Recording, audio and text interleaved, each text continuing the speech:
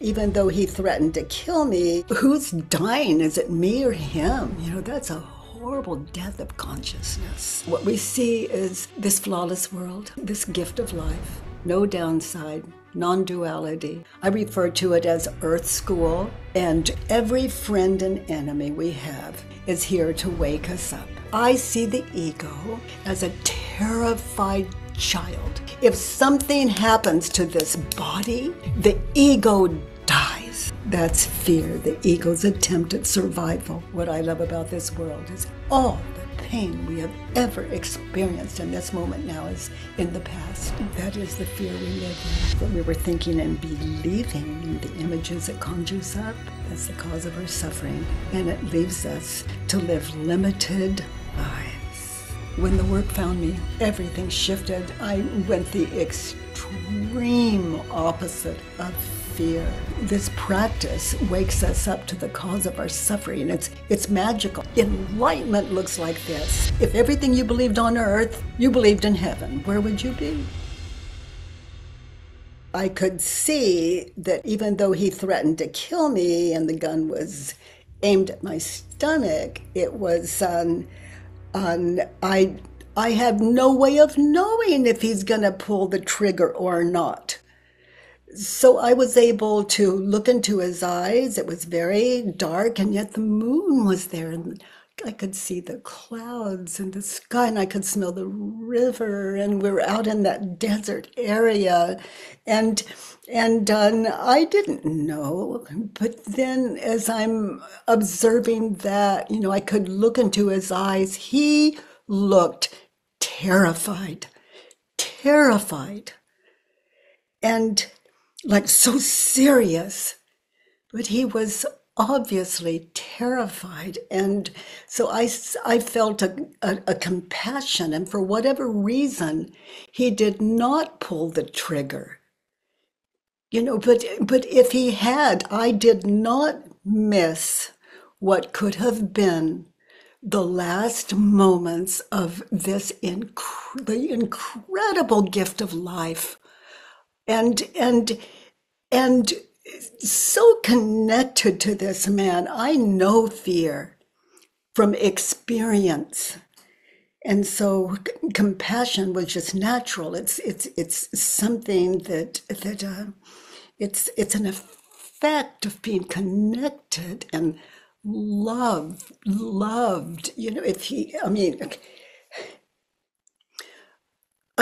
All that fear was obvious. He didn't want to. He was seeing consequences, or who knows, but I know what fear is. And so the absence of fear, there was no need for him to pull the trigger. It's something undeniable. Just imagine me just attentive and present and connected to this man, and imagine looking at him. Who's dying? Is it me or him? That's a horrible death of consciousness. And, when fear is looking into the eyes of, let's just call it love or fearlessness, that's love, that's connectedness. He just couldn't do it. And that's my guess. And what I know is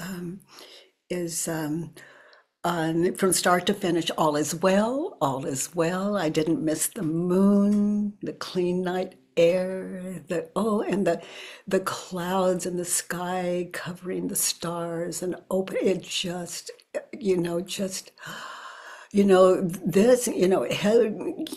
earth is heaven where I come from, other than what we're thinking and believing, which could use a little work. All is well, all is well. And I invite people never to believe me, but to test it for themselves. And the way to do that for me is always self-inquiry. That way you don't need a teacher. Self-inquiry. Just you with you, just self-inquiry. Like, he's going to kill me. Oh, God, he's going to kill me. And listen, he's going to kill me. Is it true in that situation? Can I really know that it's true? He's going to pull that trigger. He's going to kill me. I'm going to die. And how do I react when I believe the thought? If I believed it, I try running in the night, not able to see the ground, tripping, falling, not, no, I mean, how crazy is that to outrun a bullet? I mean, that's insane. Okay, so that's terrifying. So who would I be without the thought? He's going to pull the trigger, he's going to kill me. I described it.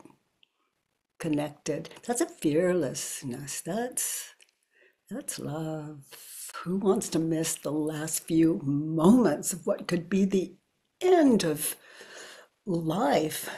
Who would want to miss that? Standing with someone I care about, someone that could use a little help, that isn't open to it. So it was a silent experience. Other than his, I'm gonna effing kill you.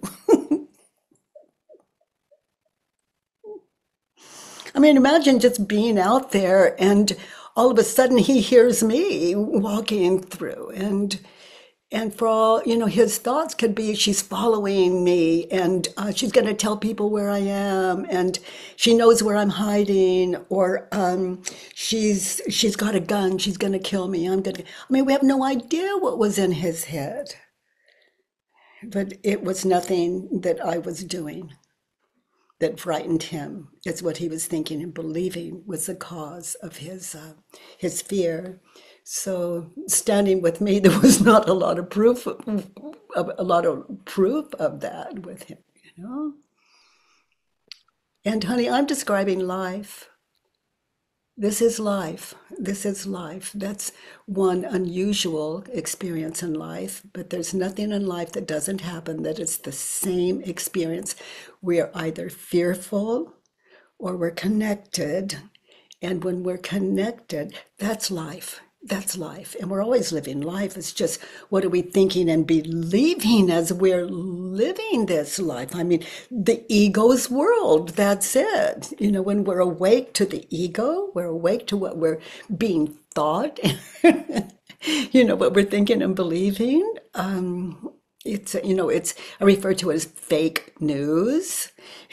When we're awake to what we're thinking and believing, what we see is this flawless world, this gift of life, no downside, non-duality.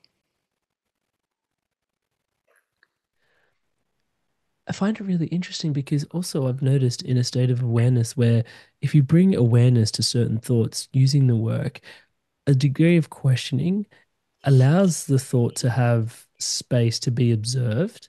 And Mhm. oftentimes we think we need to It do, invites it. It invites it. yeah, and oftentimes we think we need to do a lot of work on the thought, but really just witnessing it, allowing it space, actually gives it space to heal and shift and transform just through the faculty of awareness, like loving kindness and awareness. And it's really interesting because I couldn't help but notice, like in this encounter, you're you're affording the other person almost like, a thought that is not serving, in the situation, which is like, okay, and then just bringing like a kind of like a loving awareness to it.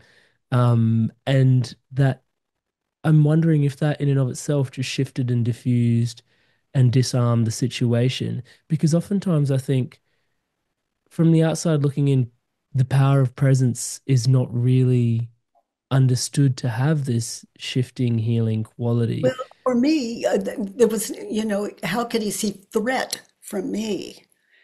He could think she's gonna tell people where I am, or she's gonna dun, dun, dun, whatever it was he was fearful of. It's I have no way of knowing, and so what is there to fear? And even when he says I'm going to kill you, I don't know. He could, but I can't outrun a bullet. I'm not insane. So on it happens he didn't shoot. Thank God for that. Yeah. You can you recount the pivotal moment in 1986 when you yourself experienced a profound shift in consciousness? And how has Mhm. this experience led to the development of the work? Well, this inquiry that I offer the world, it's a way of identifying what you're thinking and believing, the cause of what you're thinking and believing, to move it from your head to paper, and then question it.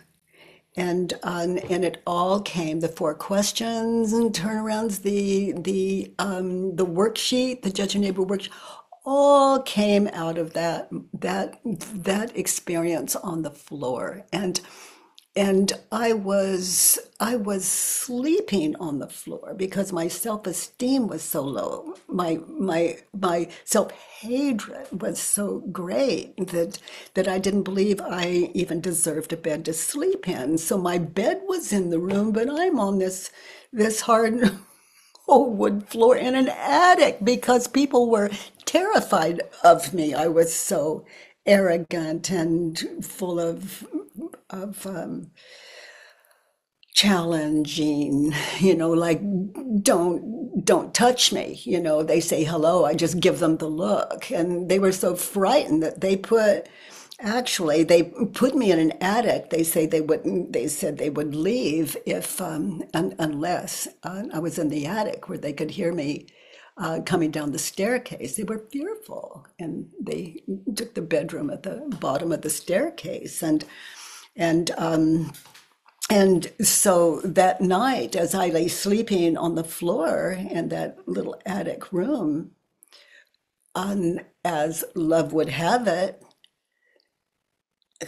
a cockroach crawled over my foot in the morning, and it woke me up from, in the world, what we could see is it woke me up from a sleep. But what happened was the ego did not have opportunity to jump in,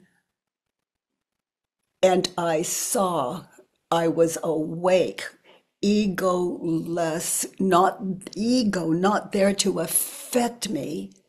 And I saw, like, and I have to say I because there's no way to express this. I could say I consciousness, what I'll let everyone deal with that themselves. But I, prior to ego, saw light.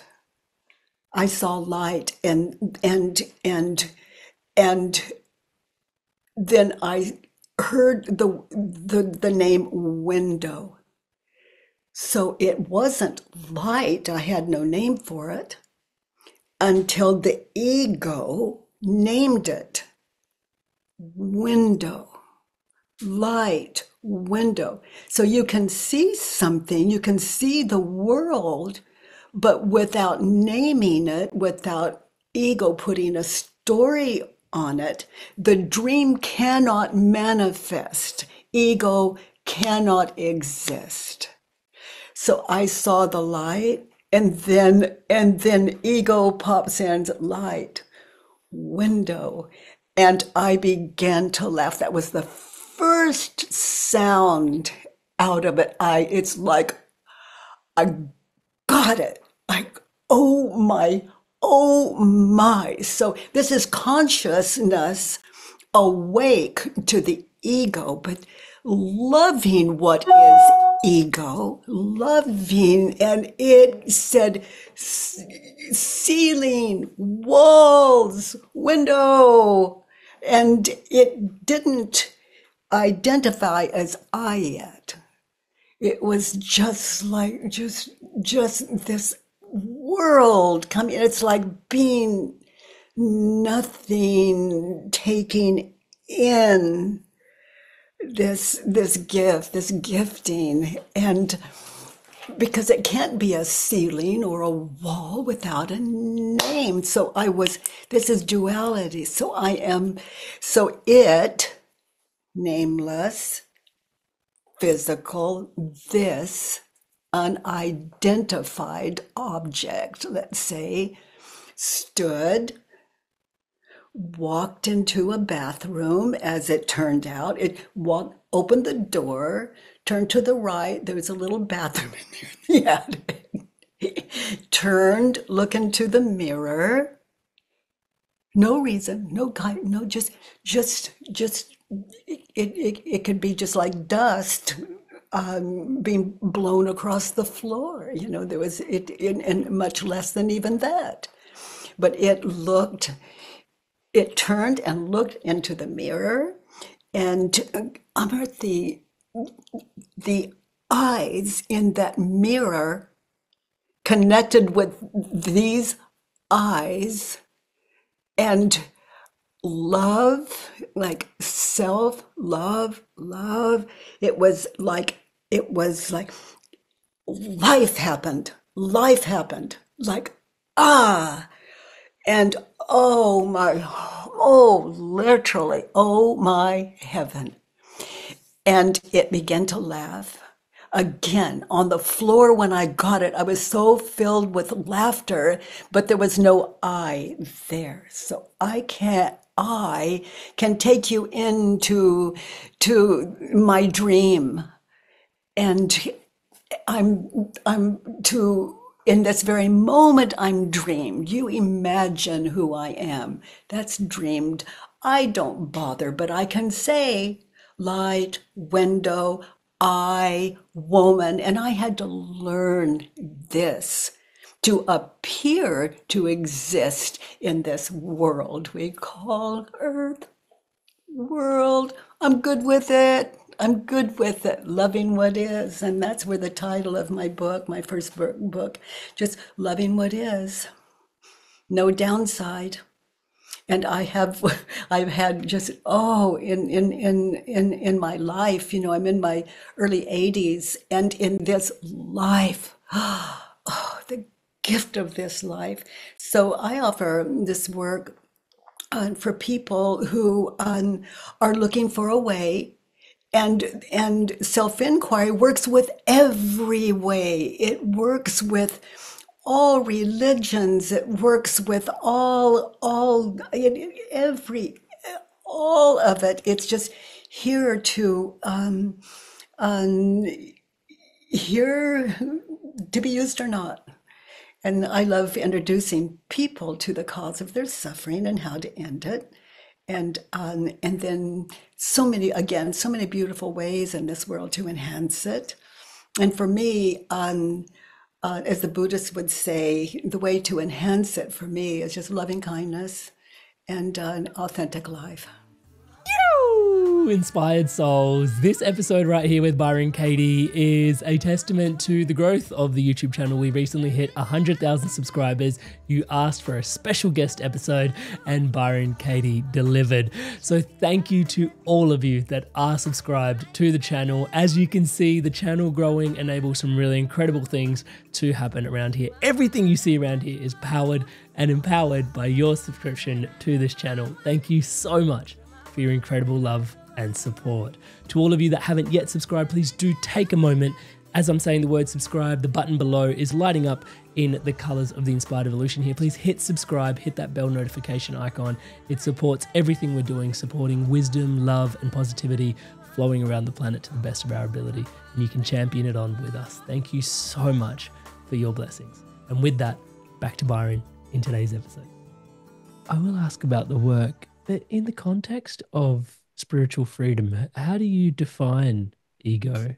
And is it possible to love or integrate the ego rather than see it as an adversary? Oh, They I love the coexist ego. rather I than love getting it trapped in its Oh narratives. gosh, I love the ego. It's like a terrified child. There's something wrong with me. I'm too fat. I'm too thin. And I can't, and I won't, and I'm not, and I will, and I think. But when it gets scary, nothing wrong with that, with that dream. But I'll say a word now, and I'm going to just insist that you don't give it a picture, okay? And I invite all of you watching this our time together today. I'm going to say a word, and I invite you, do not give it a picture. Okay, you ready, Amrit? Okay, banana. You saw it. What's happening? Okay, I so almost saw it before you said it, to be honest. So, honey, that's me on the floor. So, so is that a banana or is that imagination? Pure ego. Ego. It's attempt to survive. It's attempt to I and live. And I don't see a problem with that once we understand it, which is what self-inquiry gives us. So I see the ego as a terrified child. If something happens to this body, like if it dies, the ego dies. And that ego is not I, it's identity. So it fights. It fights. Someone says, there's something wrong with you, Byron Katie. And the ego says, before the work found me, it's like, well, there's something wrong with you. How dare you say that? You're hurtful and it's over. Don't ever call me again. And now I'm going to talk about you behind your back to all my friends. And what a life. But today, if someone said, Byron Katie, there's something wrong with you, I'm so curious. Okay, specifically what? Because if I don't understand what it is, how can I change it? So that way I'm connected. There are no enemies in my life. I understand. And what do we have to lose other than consciousness? Presence. And the ego's job is, to fight for its life. Now that banana, okay, is that a banana or is that imagination? It's a good question. Because I didn't have a banana, you just invoked an imagination within me. Yeah. So in other words, that was not a real banana. That was an image in your head. Okay, that's ego.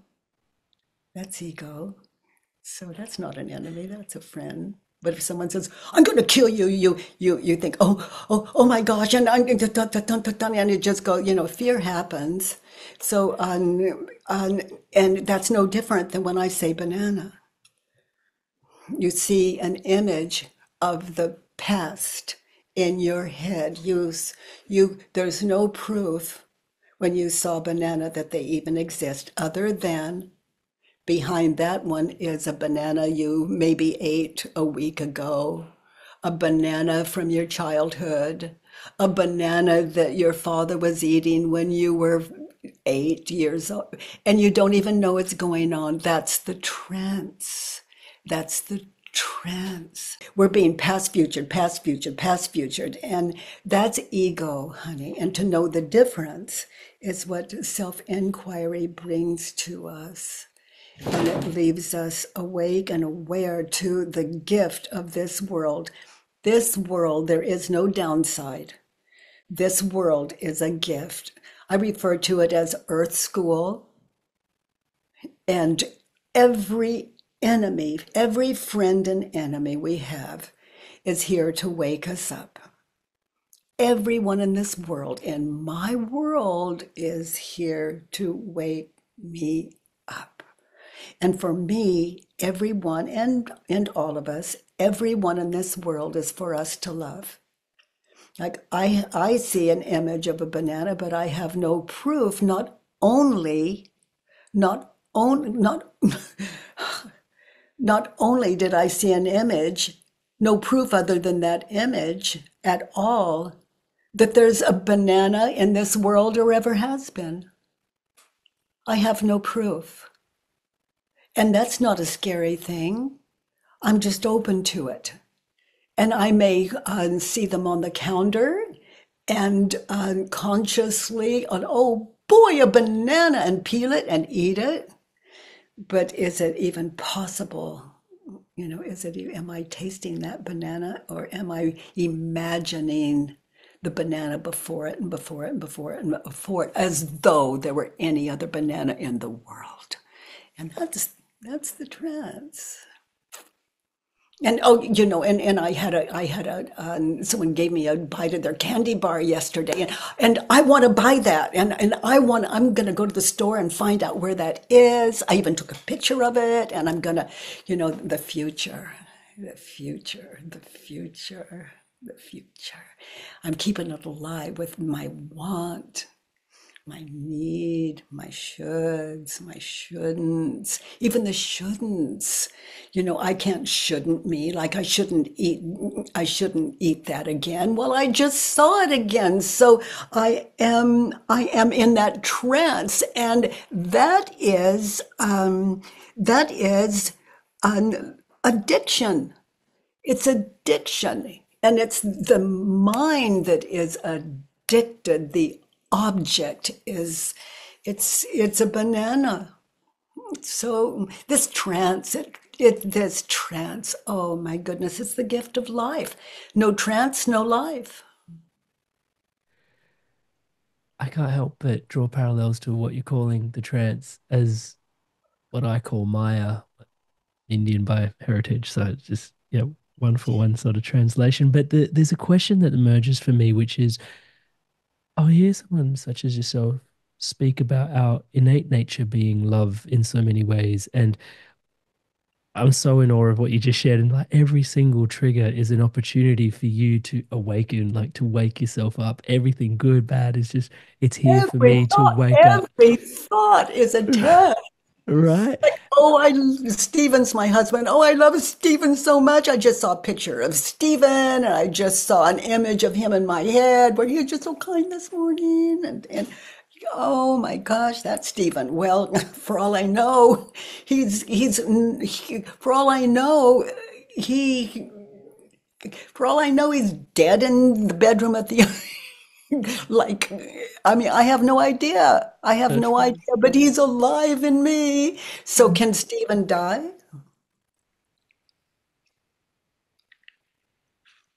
Depends who's asking and and who I the mean, experience I is see an for. image of him in the kitchen and I know he's there. Really? Really? He could have gone to the car for, he could be at the grocery store because I've been here with you for a while. But in my world, where he's in the kitchen, yeah, he's in the kitchen. Oh, I'm just guessing, aren't I? And I'm so sure, says the ego. I imagine him there. That makes it so. Sometimes we're right, sometimes we're wrong, but we can always be awake to every possibility, and that's exciting. Hi there, guys. I wanted to take a quick moment just to introduce you to my one-to-one coaching. It's something that I deeply love doing. As you can tell, conscious conversation is such a massive part of my life. And having one-to-one, deep, meaningful conversations with people where I get to show up as your brother or as the coach or as your mentor has been such a gift for me personally and a gift for lots of the people that I have supported on the journey of living a more spiritually empowered, spiritually powered, spiritually aligned life. You don't have to take my word for it. Here's some examples of people all around the world that have experienced profound transformations through this coaching experience. Amrit is a fantastic coach. In a few sessions, he got to a depth that I'd only experienced before working with certain medicines. And he's gone through a lot of the struggles that you're probably facing, and Amrit's been a really strong, supportive figure in my journey. In control of myself. I'm kinder to myself. I actually have that vision and a purpose. I do feel like I'm a better version of myself already. Amazing energy. He was easy to talk to, which made me easy to trust him. Working with Amrit at 9 o'clock on a Saturday morning, and really I was bouncing out of bed. Whenever I get off the calls with Amrit, best money we've ever spent. I would not recommend him because I don't want everyone to know about him and then I won't be able to book him. If he gets too busy, I won't get my turn. I would say absolutely. There's no way you can work with Amrit for a period of time without being transformed. So if you're considering him as a coach, do not hesitate because you won't be disappointed. Alrighty, so hopefully that's inspiring your evolution onwards and upwards. And if you are so inspired to evolve, you can book in a one-to-one call with me directly at www.amrit.coach/life. And guys, if I can say so myself, I do think this is something quite special. Most people that I see building things online don't really work with people this deeply, this intimately one-on-one as things start to grow, just because it is so time intensive, and yet I'm so deeply passionate about the transformation that comes from one-to-one coaching that just isn't available anywhere else. It would be my absolute honor and a pleasure to support your spiritual awakening, your spiritual path, your spiritual unfoldment. It is my life's work. I look forward to seeing you in the call. Back to today's podcast. If love is our innate nature and we're in this trance, and then if we pop back out of the trance, we're back to our loving nature. It seems like within the trance, there is like this dynamic of fear. Is there what is the purpose of fear in the dynamic? Like, what is the Ego's survival. Want a little fear and terror, get a pass. Wow. So fear is purely here to validate the ego. To give it opportunity to live, and ego's a state of mind, so there's no possibility it can. So is it not? It's not really a matter of dissolving fear. It's a matter of building right relationship with fear, because it's for me it is respectful to question what I'm thinking and believing. That way it honors the belief, it honors what brought it to me, it honors it, and it, whatever that is, doesn't mind, and it is leaves me to be open in self-inquiry. Like I woke up this morning, Amrit, and I got out of bed, and I brushed my teeth. How do I know?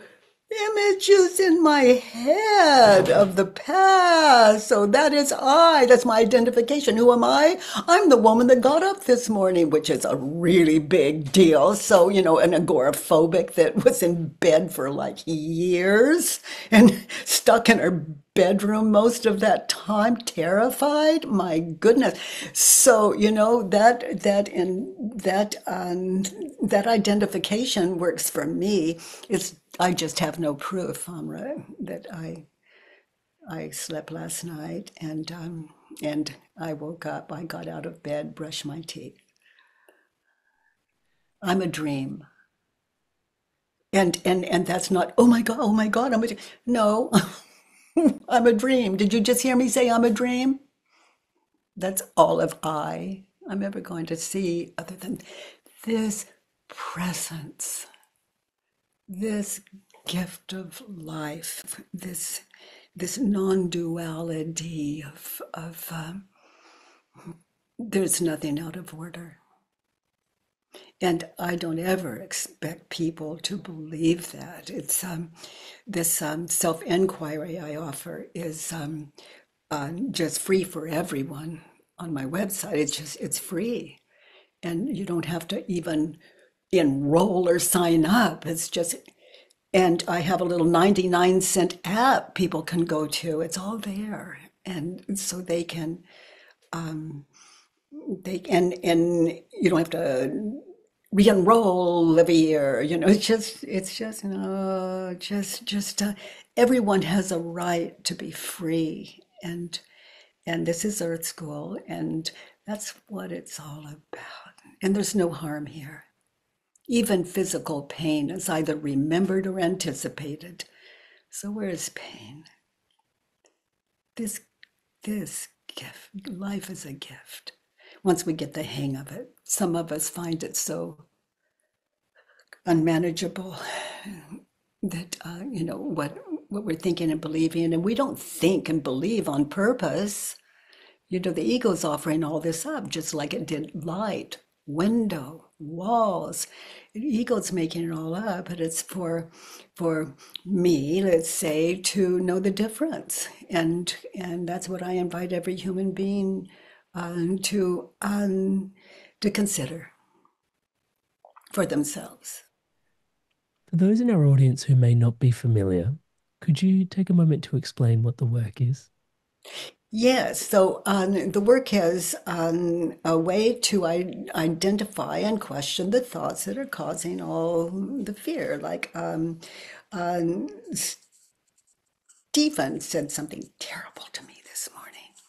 Okay, let's say, but that I can imagine Stephen doing that. But let's just say, let's say that man says, "I'm going to shoot you." Let's use that example again. That was years ago, but we'll use that example. And let's say, I'll put people in my mindset there in slow motion. He's going to shoot me. Is it true? That's the first question of the 4. Next question, can I absolutely know? Can I really know that it's true? He's going to shoot me. Well, he said he was going to do it. Is it true? Yeah, he said so. He looks like he meant it from what I can see with the moonlight,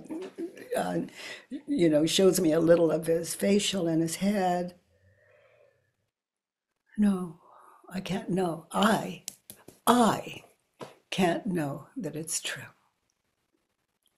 So you see, I've kind of taken myself through, is it true? Like the first time, and then just to wrap it up so I'm not conning myself. I'm really anchored in that. Now, how do I react when I believe the thought? Now, let's say I believed it. How do I react when I believe the thought? I'm terrified. I'm thinking, how fast can I run? It's dark. Maybe he'll miss me. If I run and do zigzag, maybe the bullet will miss me.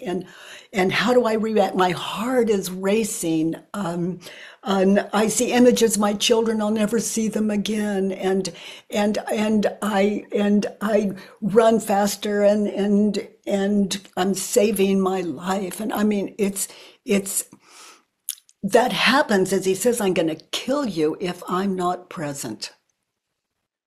So not being present, I've just described. I see the future as though I know for certain he's going to pull the trigger, or I'm just going to hedge my bet. Okay, so it's not looking likely that I can outrun that bullet, even though I still don't know he'll pull the trigger. I see me stumbling and falling. Okay, so who would I be just standing there with that man? Who would I, this is the 4th question. Who would I be without the thought? He's going to shoot me. He's going to kill me. And then I described what that's like. So those are the 4th questions. Is it true? And I just threw a second chance at that one. Can you really know that's true? So we get to sit in, is it true? With a double checking, okay? And that way there's no trick anything. It's just you with you. No, you're it. And then that 3rd question, how do you react? What happens when you believe the thought? And so you meditate in that, anchored in the situation, whatever it is for you. Like he said he didn't love me anymore, or they're going to fire me, or I need a raise, or, etc., anything. And then that 4th question, is in that situation, always anchored there as you're using these questions. In that situation, who would I be without the thought? He's going to kill me. And this isn't going dumb. It's an honest question. Who would I be without the thought? And I described what that's like.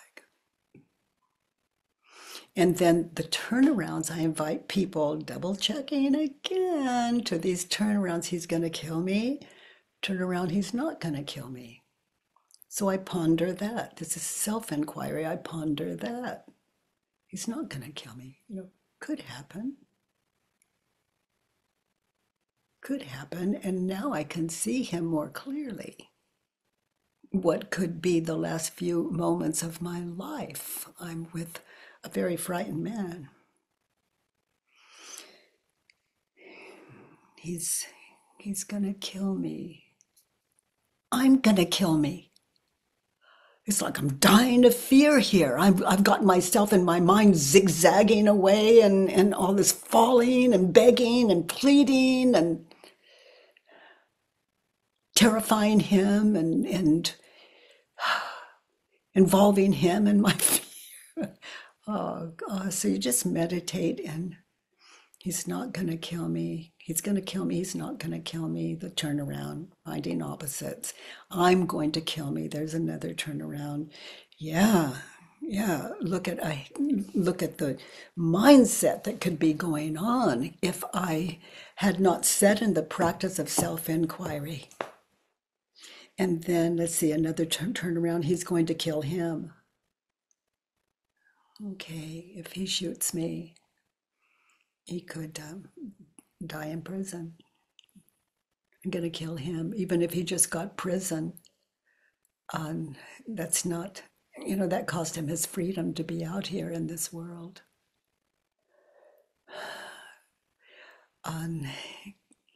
If he kills me, I'm going to die. He's going to die. Just meditating in that.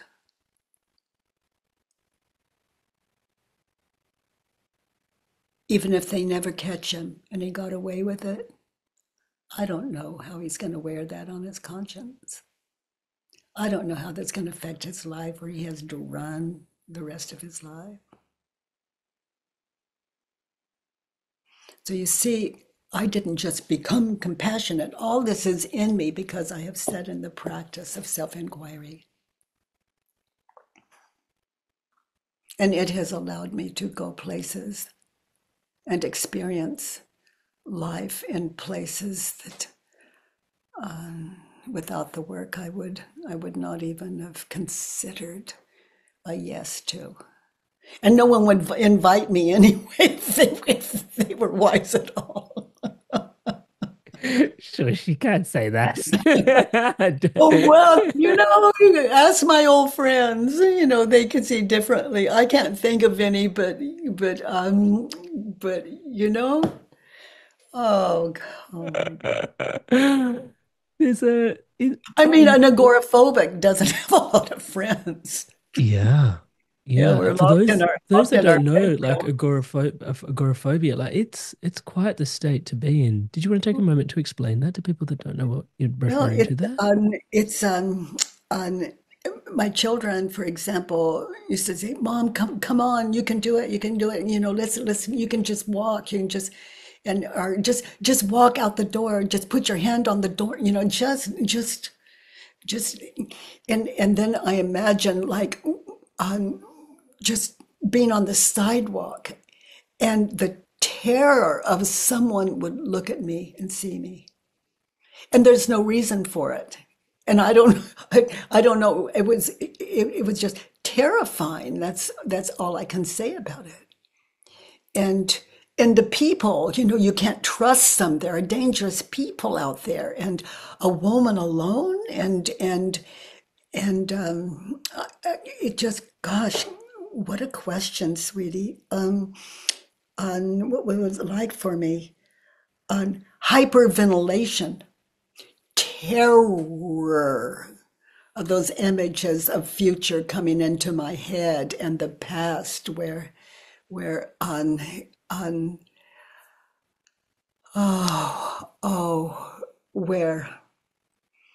I just can't do it anymore.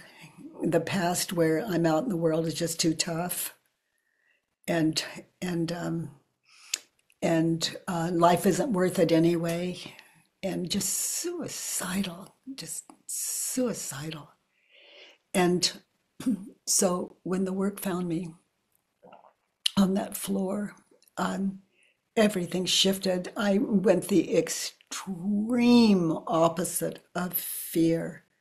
Oh my goodness. I was, oh my goodness. My problem became training myself to stop hugging people I've never met before on the streets.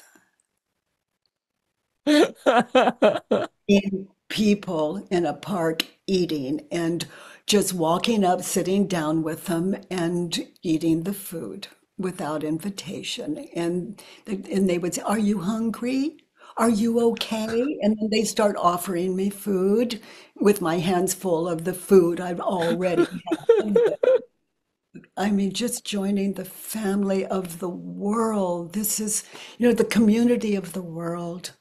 If we, without our fear, just loving what is without exception.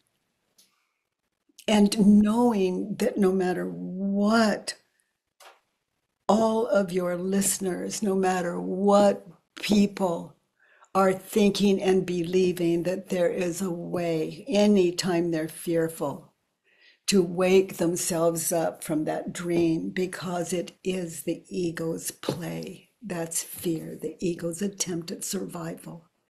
And and what questions to ask. Don't let, the ego doesn't have to just tell you what it is so you're going to feel better. No, there's a Judge Your Neighbor worksheet, 6 questions on it, where you anchor in one situation, like me out there in the desert. Oh, in that beautiful desert with that man just showing up. I would fill in a worksheet, answer the questions 1 through 6, and then I would meditate one belief at a time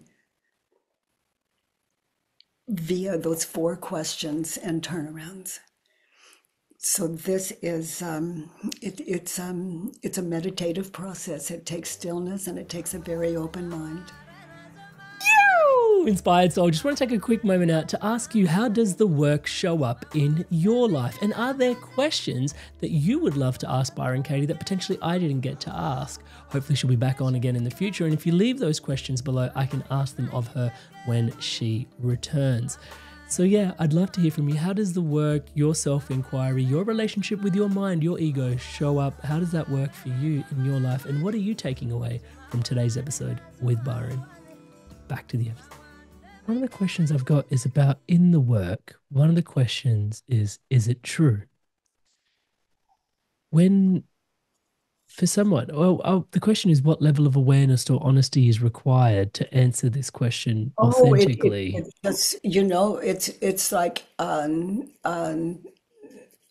telling you, I'm sharing my experience with you about in the situation at night in the desert with this man. Yeah, because someone could have easily believed that this person's like, it's true, he's going to shoot me. Like, because on some level of awareness. Of course they could right? believe it. So you would move that, like that could happen to me if I go out into the world alone at night. That could happen to me. And intelligence could say, don't go if you're fearful. But if you have to go, your life or job or family depend on it, so and you're fearful. So so the first question, is it true in that situation in the desert at night with that man? Is it true he's going to shoot me? So he's got this gun in my stomach, and he's aiming at my chest, my stomach, just wherever and I'm witnessing that. But he hasn't pulled the trigger yet. He's going to shoot me. Is it true? Now notice how I react when I believe the thought. Terror. Terror. Terror. I mean, terror that could kill me. It could frighten him to that point where he has no choice. I'm wild with, oh, don't do it. Oh, don't do it. And he's, and worse, fear is expressed, comes out of the images in our head of the future where he's going to pull that trigger. So terror. Okay, so do you see, in response to your question, how I'm sitting in the first 2 of those 4 questions? And the third one, how do I react? And then who would I be without it? and have the courage to sit into that. But if I really sit in the work, if I really meditate in that last question, then I would lose I'd lose my fear, and people would take advantage of me. Just notice and sit. Just thank yourself for sharing. Come back to who would I be in that situation without the thought. And so I did the work on mother, father, sister, brother, world, whatever arises, and just for the love of truth, which is what I invite everyone to. Just take what you fear and fill in that worksheet. So how do I do it? I anchor in that situation and I do not move through that whole worksheet as I'm filling in the questions. And then as I'm responding, I don't have to guess at the answers. I just imagine myself in that time and place, and it's visible. It's all there. It's all there. No guessing on this one. Anchor. And it takes, it at first, it can feel a little weird, a little clumsy, but we have certified facilitators on a helpline that's absolutely free for people on if they want to experience just how to fill in the worksheet and which, on the website, the directions are all there for all. I have three worksheets, all three worksheets, and which are all the same. It's just broken down, and they will walk you through the situations that you resent in life or have been hurtful in life. Like, oh my goodness, as a human race, what we have survived. And I'm not going to say appear to survive, because that isn't kind, even though it's true. What I love about this world is all the pain we have ever experienced in this moment now is in the past. And that is the fear we live in. We fear it will happen again or worse. And we get it from the news. We get it from our friends. We get it we get it on the radio. We get it in our podcasts. It's everywhere, which I appreciate, because it gives us all opportunity to just choose what we're fearful of and fill in that worksheet and meditate in these 4 questions and turnarounds. And filling in the worksheet is an exercise in stillness where we anchor there and identify what we were thinking and believing. Because what we were thinking and believing and the images it conjures up, that's it. That's the cause of our suffering. And it leaves us to live limited lives and resent it. And then compare ourselves with other people that are so successful. There's a word for that. It's called hell. It's not fair. I worked harder than he did, and look where he is. I have made me small, and I didn't do it on purpose. I've been egoed if I'm really believing that. But we all have a job. Someone asked me the other day, what is your job? And I said, kindness, understanding. That's my job.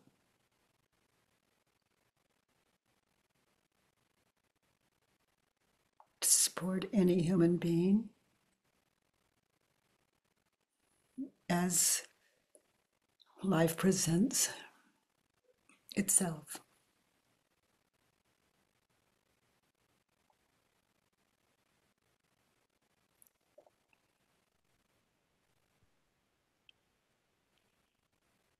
I can see that with ego comes this real state of it knows a lot of things and it likes to know a lot of things and attach itself to its knowing. And so there's this importance of It's like achieving it's a state called. of I don't know in the work.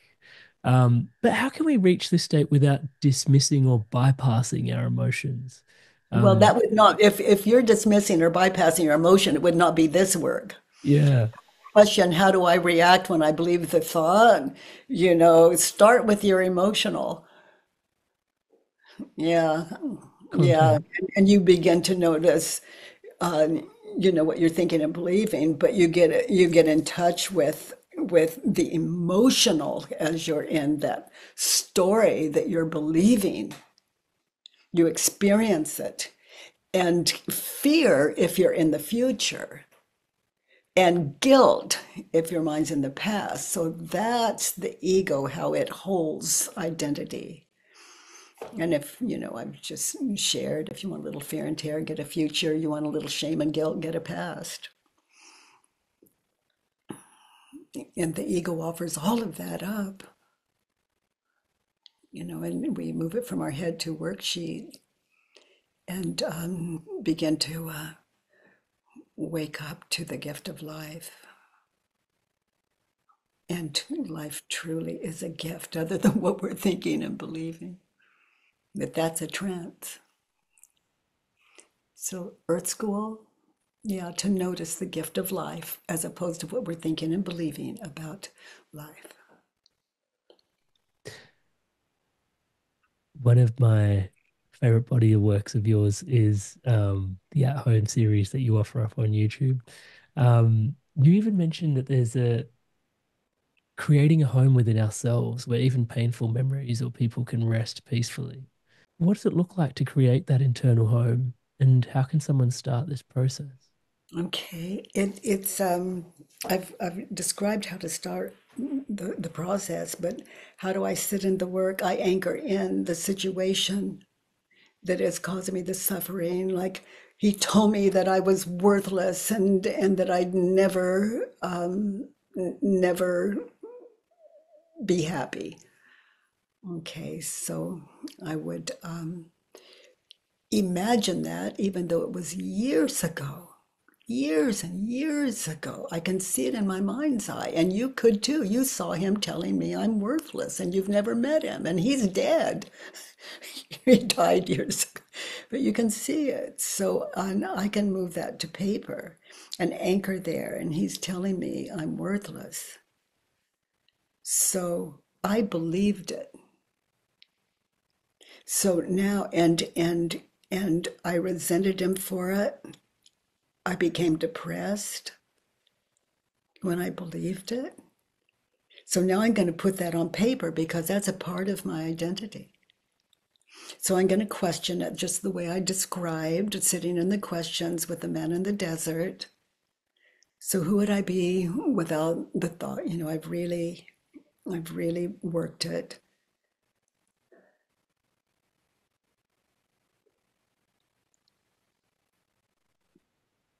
I'm just left with how can I help? I'm just left with how can I help? But the answers, to answer your question, when I sit and how do I react when I believe the thought, I'm anchored in that situation in my mind's eye with him saying you're worthless. I'm anchored there. And so I can see how I reacted. So I don't have to guess from here. I'm anchored there. All of life is imagined. So I anchor there in that situation where I'm a bit traumatized, believing it. And I can see his face. I can see his body language.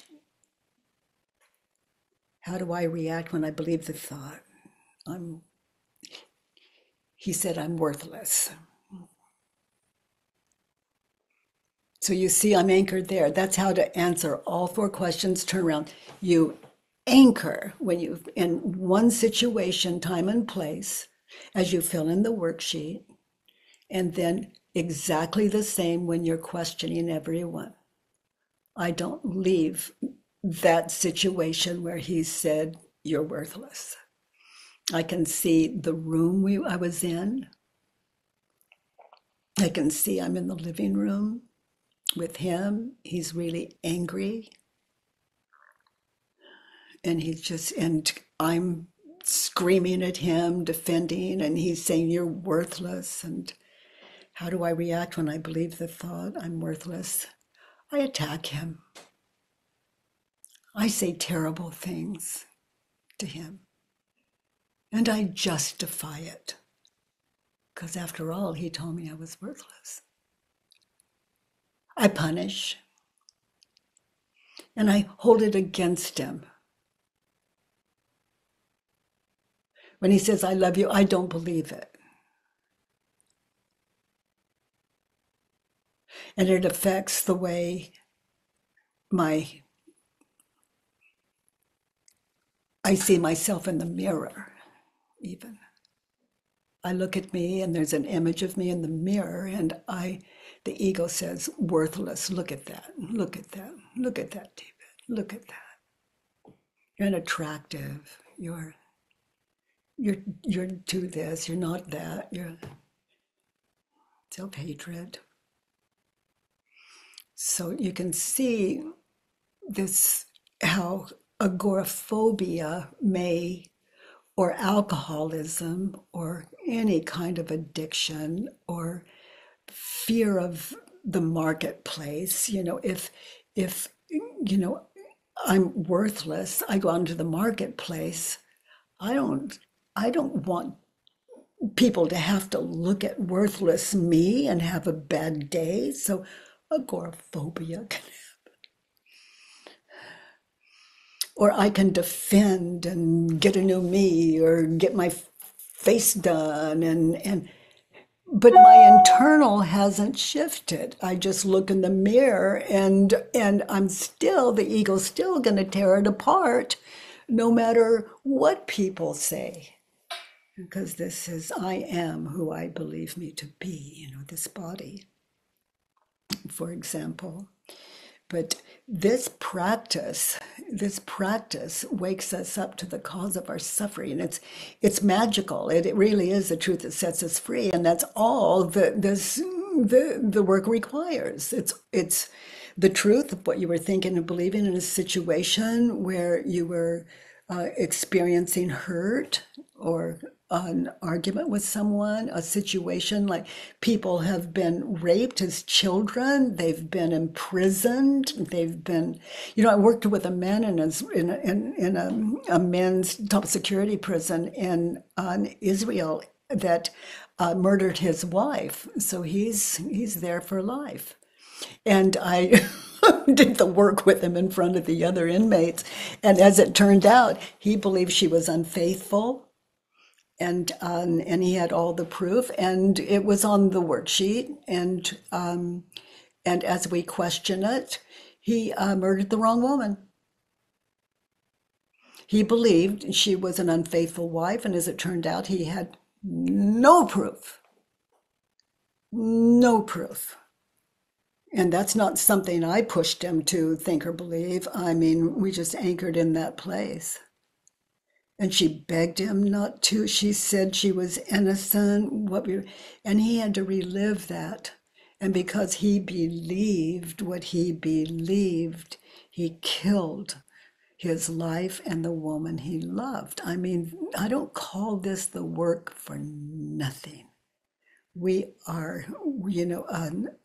Earth School can be tough. But what is he doing? He's finding freedom in prison. I just leave him with a bunch of worksheets. The guards can keep supplying them, and we can be freer. I've watched people get freer in prison than they were in the world. So the prison of the mind, that's the deal. What kind of prison do we live in or out of prison? Yeah, I couldn't help but visualize this sense of home, and then our beliefs sort of, as we anchor in and then we process them, we're sort of, I guess, identifying a sense, like a center for ourselves, which is not based in thought or belief, is quite profound. And yet I couldn't help but feel how much work is involved in this person that you just referred to, being in prison, recognizing that he made a mistake of such a severe One degree, and worksheet. he's It gonna was live just, he's gonna it was, live with that, and process that. But yeah, at least well, you he's know, free I'm of all impressed. the stuck. Yeah, sorry, I'm interrupting. Yeah.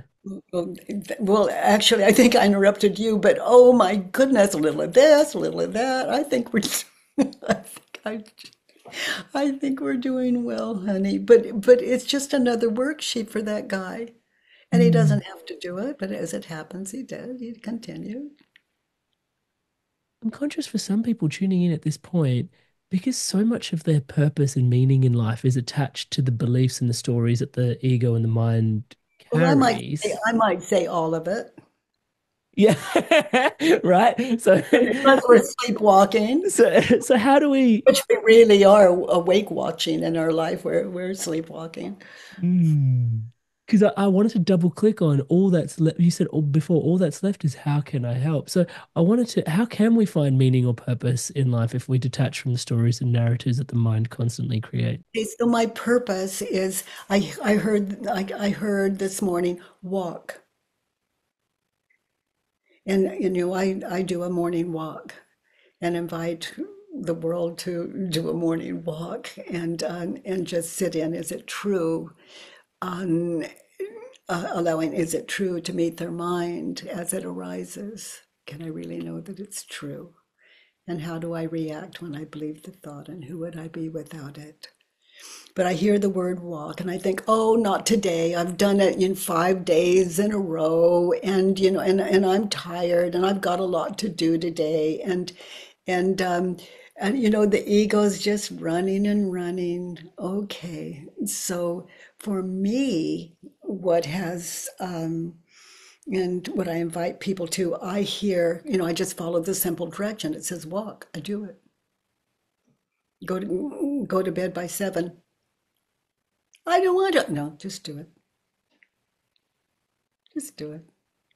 And it's nothing I have to do. I'm just following the simple direction.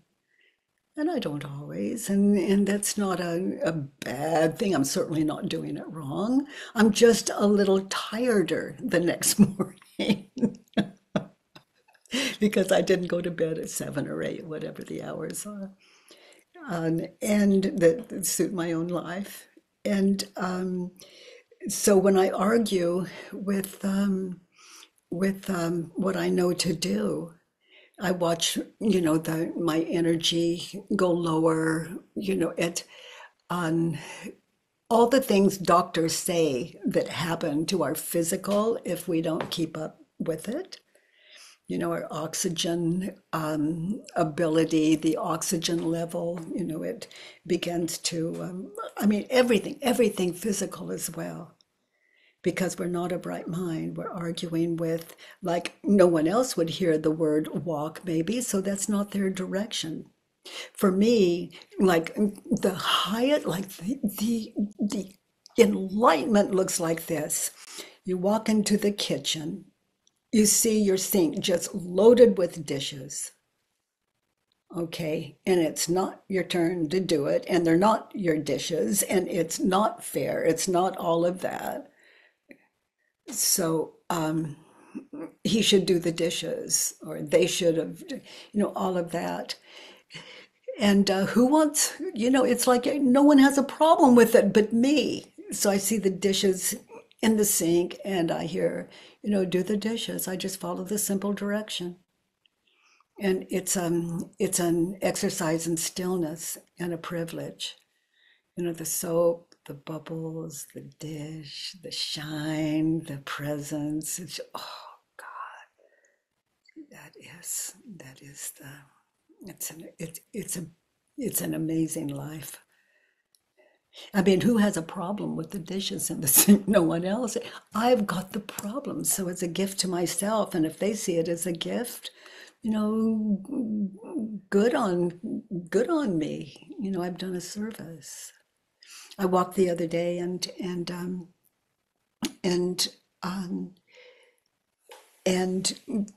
I was downtown very early in the morning, and there was a tissue and then a piece of paper, and on the sidewalk in front of the stores, and just walking, bending down, picking it up, just continuing the walk. Oh, there's a dispenser, putting it in the dispenser and the disposal thing, and just continuing the walk. And it's a secret life of service. And it shows me what to do, like the dishes in the sink. How can I help? How can I help? That's what I mean by it's chop wood, carry water. No one has to know. Byron, you dated yourself earlier in this podcast. I won't repeat it. For fear of disrupting anybody's sensibilities. Are you afraid of your 80s? What is that? But what I will say is there's that Shakespeare quote which says, "A light heart lives long." Mm. And I just wanted to enter that into the conversation because I think there are profound benefits, seen and unseen, of doing the work. Your thoughts on that? Well, I think we all live long enough here in Earth School. Poetically put. Well, and so, no mistake. Yeah, it's just what are we doing in the meantime? Do we have a happy life? And if not, then this work is one way to sit in oneself and wake up to reality, with a capital R. It's like non-duality, just like not heaven on earth, it's heaven in earth, other than what we're thinking and believing. It's like this, okay? So if you died and you woke up in heaven, you made it. It's paradise, no downside. It's heaven. It's beyond what you ever could have imagined. Okay? One problem. What you believed when you were living on earth, you believed in heaven. So where would you be? Everything you believed on earth, you believed in heaven. Where would you be? Not in heaven. Earth.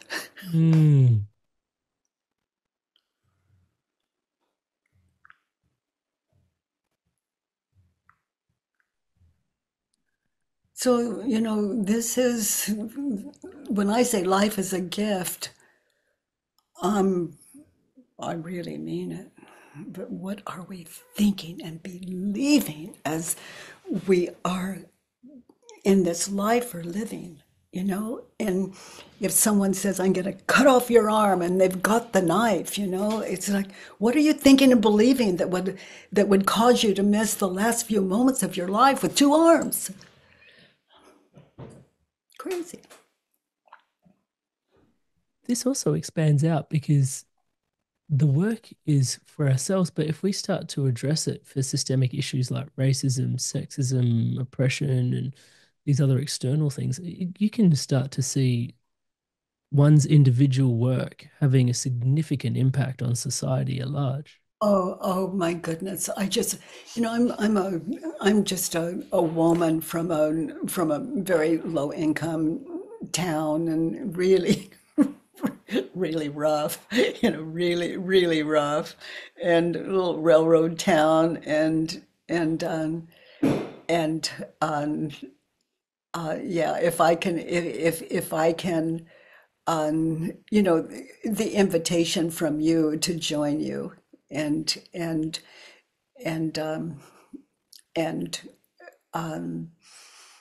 hang out together like this. I mean, that's some kind of miracle. That's just some kind of miracle. And I'm so grateful. Byron, I could talk to you forever on the work, and yeah, just I'm just so grateful for just how much your work has such an incredible impact on has had on myself. Also, it was my partner that actually introduced me to your work quite some years ago. And like I said to you at the beginning of the podcast, this has been a very special treat for me in particular because we recently hit 100,000 subscribers on the YouTube channel, and it was, the audience. We put up a poll, what would you guys like to see? And they said, hey, a special episode for 100,000 subscribers, and we just feel supremely honored and very gifted to share this time and space and energy with you. Thank you so much Oh, for sharing Amrit. yourself so abundantly here with us today. Thank you. Oh, you are so welcome. 2 words, good times. And also in my little gratitude prayer, thank you for your time and energy here today. And yet also for those that, we've covered a lot of ground in today's podcast, and yet I think it's a really an ode to your journey through the Earth School as well. A lot your work, the work stands on the shoulders of your experiences as well, and those speak deep volumes in terms of endorsing the work to the nth degree. And so I thank you for your time and energy here today, but also thank you for you. Oh, For doing the work and the oh, way you've shown up in the world for all of us as well. Really appreciate you, Byron. very kind, very kind. Thank you, partner. Links to everything, all the worksheets, all the website and the app, everything will be in the show notes below, guys, for you guys to go check out a little bit further if you want to continue the work and dive deeper with Byron Katie. Thank you all. Have a beautiful day. Mwah. Thank you, sweetie. Stay well. Thank you for what you're gifting to the world, Amrit. Bye-bye. That means the world to me. Big love. You, inspired soul, you made it through to the end of another incredible podcast. Thank you so much for your blessings, your inspirations to evolve. It is such an honor to be your brother walking this conscious path, touchwood, by your incredible sides. Thank you so much for your blessings. Thank you to all of you that are subscribed to the channel. Everything you see around here is powered and empowered by your subscription to the channel. Thank you so much for your love and support.